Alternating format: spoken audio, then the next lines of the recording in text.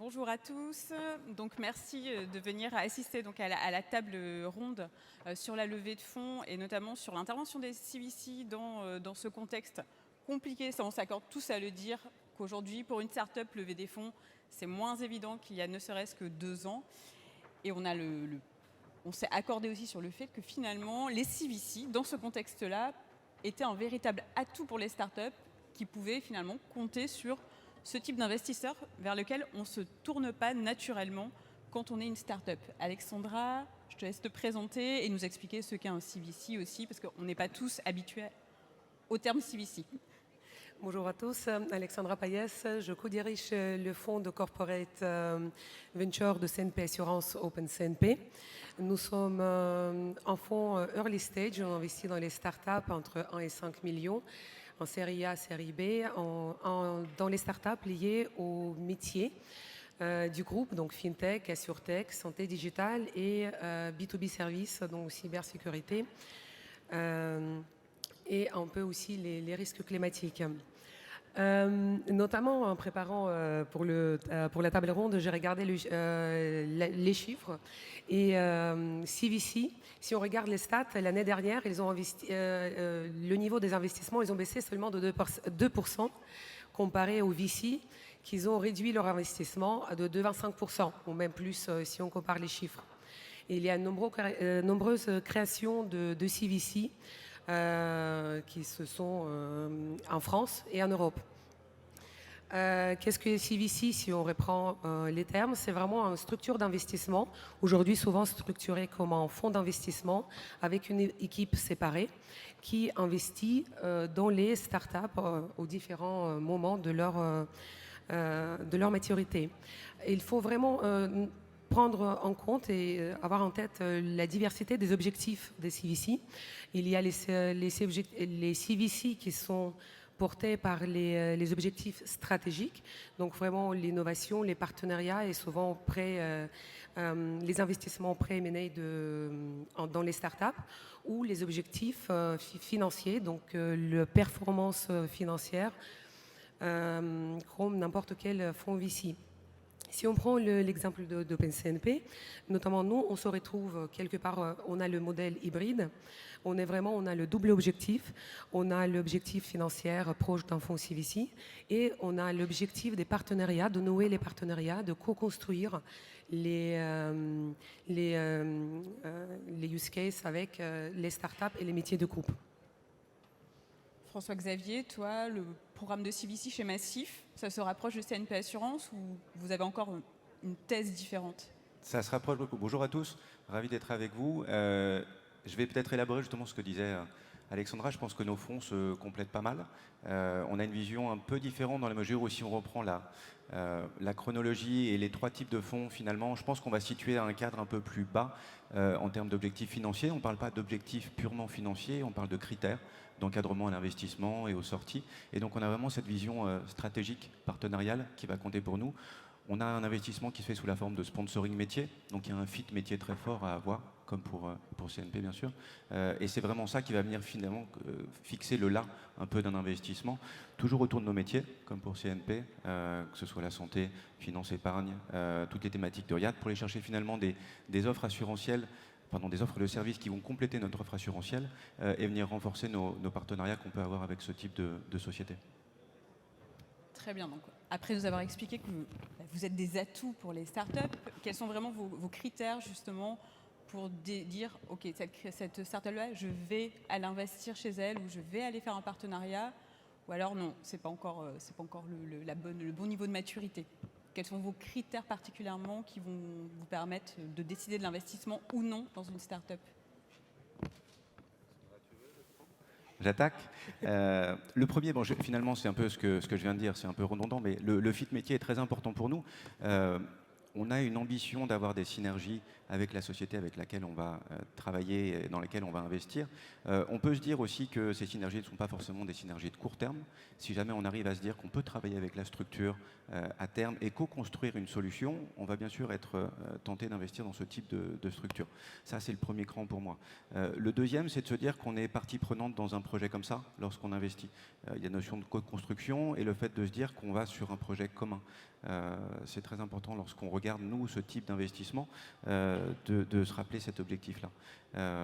Ça se reflète dans la gouvernance qu'on peut avoir. On cherchera toujours à avoir une présence au comité stratégique avec finalement une double vision, la vision du fond, qui peut être portée par notre équipe, et également la vision des métiers, qui sont très importants et qui sont là finalement pour apporter la vision stratégique purement de ce partenariat et qui vont porter finalement le partenariat avec la structure au sein du comité stratégique ou d'un comité ad hoc. Et si j'essaye d'élargir un peu le débat sur pourquoi finalement on va investir, l'objectif, ça arrête de se dire qu'on est là pour travailler sur la durée avec un projet commun et qu'on travaille ensemble. Alexandra? Pour nous, effectivement, on regarde les deux. D'abord, on analyse l'investissement potentiel sur les critères aussi financiers, donc le marché, le business model, l'équipe, le BP, donc vraiment le travail plutôt d'un VC, mais en même temps aussi, comme ce que disait François-Xavier, c'est vraiment en parallèle, on cherche aussi les sponsors au sein de CNP Assurance qui pourraient imaginer de co-construire le projet avec la start-up.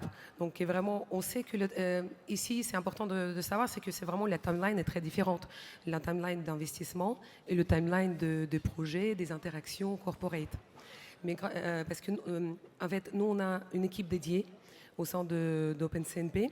Effectivement, grâce au travail vraiment quotidien de cette équipe, qu'ils ont en amont identifié les personnes qui sont capables d'identifier très rapidement les projets de collaboration, qui est des use cases. Ça nous permet de se positionner sur les dossiers, sur l'investissement assez rapidement. Et après, le projet de partenariat, c'est vraiment aussi, comme ce que tu disais, c'est le projet de long terme. Et en général, c'est ça aussi notre savoir-faire, c'est vraiment de séparer, d'un côté, de séparer les deux, mais en même temps de les converger également et de travailler avec ces timelines très différents. Donc, ce qu'on peut retenir, c'est que le CVC a une logique financière, ça on va pas se mentir, mais aussi et surtout une logique de partenariat, ce qui vous différencie d'un VC classique. Donc, pour une start-up, c'est quoi l'avantage de travailler avec un CVC? François-Xavier, est-ce que tu peux... Je pense par rapport à ce qu'on disait sur le fit avec les métiers, pour moi, il y a un apport d'expertise. Plus on va être proche de notre chaîne de valeur d'assureurs, plus on va avoir ce rôle potentiel d'accompagner une structure sur ce que l'on sait faire et les conseils qu'on peut apporter. Ça, pour moi, c'est le premier angle de réflexion.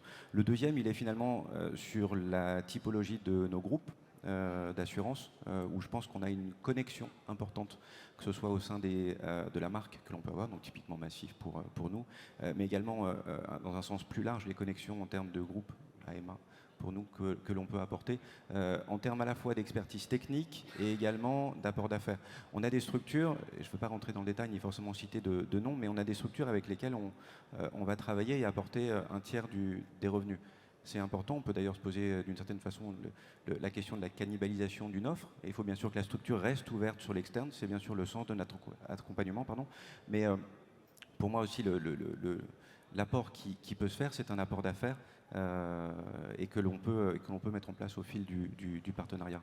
Voilà. Et le troisième axe que l'on peut distinguer, et peut-être encore plus particulièrement en ce moment, les CVC, en fait, ne sont pas exemples du cycle économique dans lequel ils vivent. Pour autant, et Alexandra, tu le rappelais en introduction, je pense qu'on souffre moins finalement de cet environnement qui peut être négatif parfois. Et le cycle économique et financier va moins peser sur notre capacité à accompagner les structures dans lesquelles on investit et aussi à investir. Voilà. L'enjeu, et plus on va se rapprocher finalement d'un CVC stratégique, l'enjeu, ça va vraiment être de se dire quelle est la valeur ajoutée pour moi d'investir dans cette structure. Cette valeur, elle n'est pas décorrélée de l'environnement économique. Voilà. Très bien. Pour qu'on se projette mieux justement de ce que peut être l'investissement d'un CVC dans une start-up, est-ce que vous pouvez nous donner des exemples finalement de collaborations réussies avec des start-up? Alexandra, je te laisse commencer. Oui, effectivement. Je ne vais pas parler de nos de succès du passé avec Alan qu'on a fait à l'époque avec CNP Assurance, qu'on était parmi les premiers investisseurs et qu'on a sorti de notre investissement il y a quelques années, mais on continue d'ailleurs notre collaboration. Donc ça illustre bien notre modèle investisseur early. On entre, on construit, on sort. Je vais plutôt, par exemple, donner un autre exemple plus récent. On a investi dans un startup très early stage, MyTrust, il y a 2 ans, qui permet de partager les données de façon sécurisée, qui permet une fluidité de parcours et sécurise les données pour les utilisateurs et les clients. Le fait, effectivement, on a présenté au métier, aux plusieurs notions, et tout le monde était assez séduit rapidement par les use cases potentiels qu'on peut avoir, parce que notamment ça offre une vraie fluidification de parcours client. Et donc on a commencé très, très tôt à travailler avec les différents use cases. Après notre investissement, le fait qu'on a investi, ça nous a permis de débloquer rapidement, de travailler d'abord le projet pilote, et en parallèle de travailler les autres use cases sur les différents périmètres de la production. Très bien. François-Xavier, tu peux me donner un Oui, moi exemple? j'aimerais parler d'une société qui s'appelle Liberty Rider. On a investi dans cette société en 2017. On a d'une certaine façon avec d'autres actionnaires, d'autres CVC co-construit l'offre. Aujourd'hui, Liberty Rider, c'est une société qui propose une application de détection de chute pour les motards. Et ce que je trouve intéressant dans ce partenariat qui a été lancé maintenant il y a plusieurs années, c'est la co-construction de l'offre et aujourd'hui la façon dont ce partenariat ruisselle finalement. C'est une offre qui est intégrée chez nous, donc pour tous les motards qui bénéficient aujourd'hui dans les contrats massifs d'une activation du service premium de l'application. Et on voit bien finalement l'ambition de la société, c'est de notre investissement dans la société, c'est d'arriver à faire ruisseler cet investissement. Et à partir de cet investissement, en fait, est née la communauté Massif Rider, qui aujourd'hui réunit plusieurs dizaines de milliers de motards et qui était finalement une base pour élaborer sur la prévention au sein de la Massif. Donc on voit bien que ce cadre d'investissement permet d'aller plus loin et partager au sein de la communauté Massif Rider. Voilà. Et au-delà de ça, bien sûr, il y a l'aspect co-construction. Le fait qu'aujourd'hui, les Liberty Rider aient trouvé son modèle à la fois de distribution et économique avec des partenaires massifs, mais également tous les autres CVC qui sont autour de table. Et je trouve qu'en tant que tel, c'est une belle réussite. Très bien. Donc, les collaborations plutôt fructueuses entre les CVC et les startups. Je suis une startup. Quels tips vous pourriez me donner justement pour venir voir un CVC et à quel moment, voilà, comment vous abordez en fait? Je pense que le conseil principal, c'est vraiment de faire le travail préparatoire. Aujourd'hui, il y a, comme je disais, il y a plus que 50 CVC en France. Il faut vraiment, chacun est là sur des objectifs différents. Il faut vraiment se faire le travail préparatoire. On est loin de mode artisanal ou prédateur qu'on a pu voir dans le passé.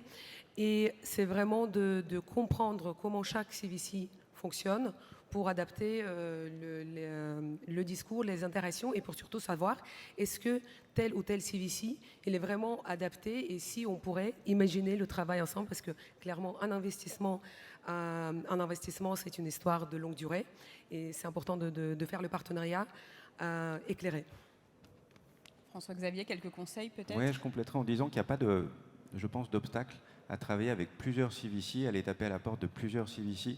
On a des exemples de sociétés dont l'actionnariat est assez fragmenté auprès de différents assureurs. Ça peut être des CVC, bien sûr, d'assurance. Ça peut être aussi des CVC de verticales différentes.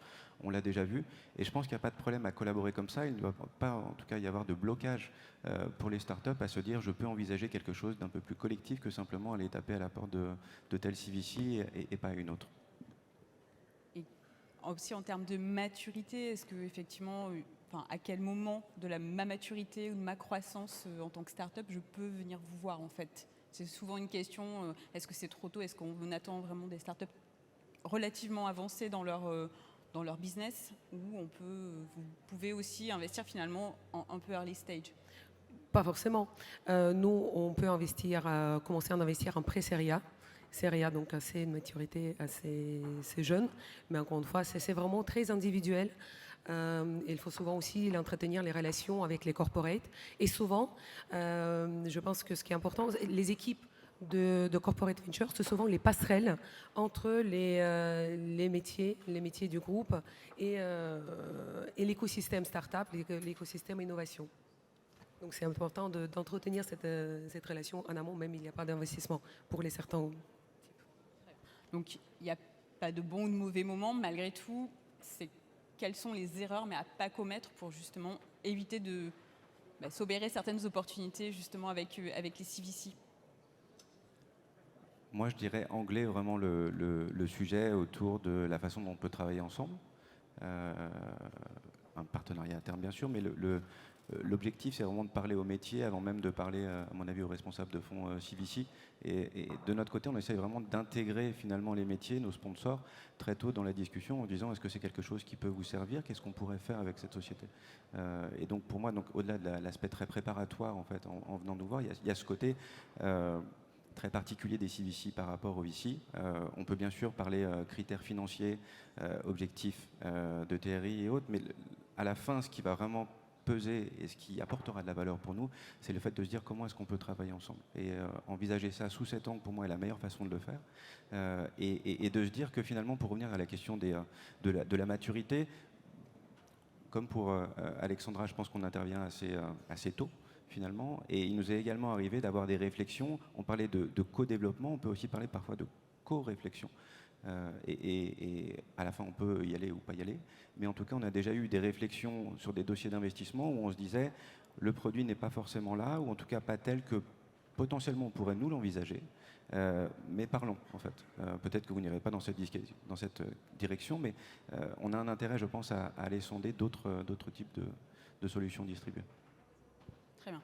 Donc parfois, pour atteindre le CVC, finalement, l'entrée, c'est d'abord les métiers et convaincre de l'intérêt, en fait, de co-construire. Ça peut passer par un POC dans un premier temps, mais ça peut être aussi un moyen, finalement, d'atteindre l'investissement de la part d'un CVC, si je comprends bien.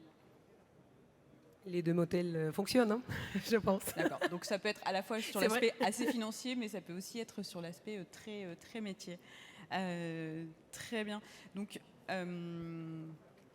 pour vous, en fait, donc on a bien compris hein, quand un CVC intervient, donc il y a l'intervention financière, mais il y a aussi tout un accompagnement aussi de la start-up. Et vous disiez que c'était vraiment un partenariat finalement dans le temps long.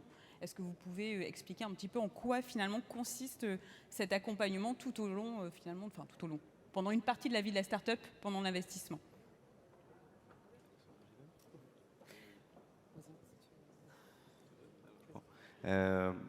Alors, je le rappelais tout à l'heure, nous, on essaye d'avoir finalement cette double vision fonds CVC et métier. Donc, typiquement, dans une gouvernance, on va essayer d'avoir un apport métier dès le début.